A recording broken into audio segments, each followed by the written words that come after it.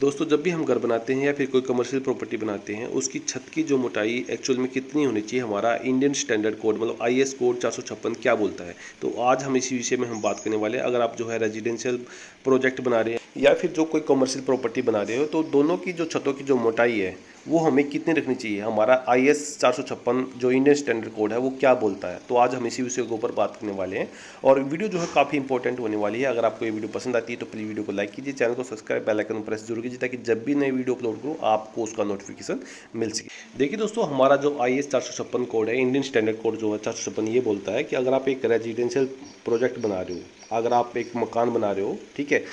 उसकी जो छत की जो मोटाई है आपको जो है 5 इंची मतलब 125 जो आपको उसकी थिकनेस स्लैब की रखनी ही रखनी है, उससे कम आपको नहीं रखनी है। क्योंकि स्लैब जो होती है एक बहुत इंपॉर्टेंट पार्ट होती है किसी भी स्ट्रक्चर का, ठीक है। तो 5 इंची आपको, अगर आप रेजिडेंशियल प्रोजेक्ट बना रहे हो तो 5 इंची स्लैब की मोटाई आपको रखनी है। और अगर आप एक कमर्शियल प्रोजेक्ट बना रहे हो, ठीक है, कोई भी किसी भी टाइप का कमर्शियल प्रोजेक्ट हो सकता है, तो उसकी जो छत की मोटाई है आपको 6 इंची मतलब 150 आपने रखनी है according to IS 456 Indian standard code 456 ये बोलता है, ठीक है। तो मैंने अक्सर देखा दोस्तों कि भी जो मिस्त्री होते हैं वो जो है 5 इंची इतना रख करके जो हमारा रेजिडेंशियल प्रोजेक्ट होता है उसकी कहीं कहीं पे जो उसकी मोटाई जो है 4 इंची भी रख देते हैं। कह रहे हैं कि नहीं ठीक है 4 इंची भी सफिशिएंट होती है, बट नहीं, आपने हमेशा इस चीज़ का ध्यान रखना है कि अगर आपका मकान बन रहा है या कोई रेजिडेंशियल प्रोजेक्ट है तो आपने उसकी जो मोटाई है आपने खुद चेक करनी है कि उसकी मोटाई जो है आपने 5 इंची रखवानी ही रखवानी है, उससे कम नहीं होनी चाहिए। और अगर आप कमर्शियल प्रोजेक्ट बना रहे हो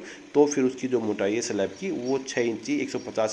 यानी कि होनी ही होनी चाहिए, इससे कम नहीं होनी चाहिए। और दोस्तों सबसे मोस्ट इंपॉर्टेंट चीज़ जो आपको बहुत ध्यान रखना है जब भी आप छत की ढलाई करें, जो हमारा इंडियन स्टैंडर्ड कोड 456 ये कहता है कि कंक्रीट का जो रेशो है, ठीक है, जब भी आप छत की ढलाई करते हो जो कंक्रीट का जो रेशो है वो इंडियन स्टैंडर्ड ये कहता है कि भी आपको मिनिमम M20 ग्रेड आपको यूज करना ही करना है, ठीक है। M20 जो होता है उसका रेशो होता है 1:3।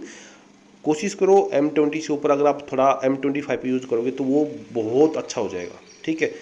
मकान या कोई प्रॉपर्टी है दोस्तों एक बार बनती है, बार बार नहीं बनती, तो इस चीज़ का अपने ध्यान रखना है कि भी अब अगर आप M25 112 क्या होता है दोस्तों कि जो सपोज डेट की मान लीजिए आपका एक सीमेंट का बोरा है, ठीक है, तो एक सीमेंट का बोरा आपका, उसमें एक सीमेंट का बोरा हो गया, एक आपका उसमें डस्ट हो गया और दो जो है वही सेम आपका जो है गिट्टी हो गई। दोस्तों नहीं समझ में आया तो दोबारा से समझा देता हूँ। मान लीजिए जो आपका सीमेंट का बोरा है, ठीक है, एक सीमेंट का बोरा आपने जो है खाली कर लिया, सीमेंट उसमें से निकाल दी, वही सीमेंट का बोरा जितना आपका सीमेंट था उतना ही आपने जो है डस्ट का छेंड का भर लेना है और उसको जो है उसके ऊपर सीमेंट के ऊपर डाल लेना है। ठीक सेम वही बोरा जो है उसमें आपने जो है आपने 2 टाइम जो है आपने उसमें गिट्टी भरनी है, अगर आप M25 यूज़ कर रहे हो तो, ठीक है। अगर आप जो है M20 यूज़ कर रहे हो तो फिर उसका जो है 1.5-3 के हिसाब से, मतलब आपका एक सीमेंट का बोरा हो गया, उसमें 1.5 आपका जो है सैंड हो गया और जो है 3 आपका जो है गिट्टी हो गया, वही बोरे से मापना है। और दोस्तों आपको ये वीडियो कैसी लगी कमेंट सेक्शन में कमेंट करके जरूर बताएं और चैनल को सब्सक्राइब, बेल आइकन प्रेस जरूर कीजिए ताकि जब भी नई वीडियो अपलोड करूँ आपको उसका नोटिफिकेशन मिल सके।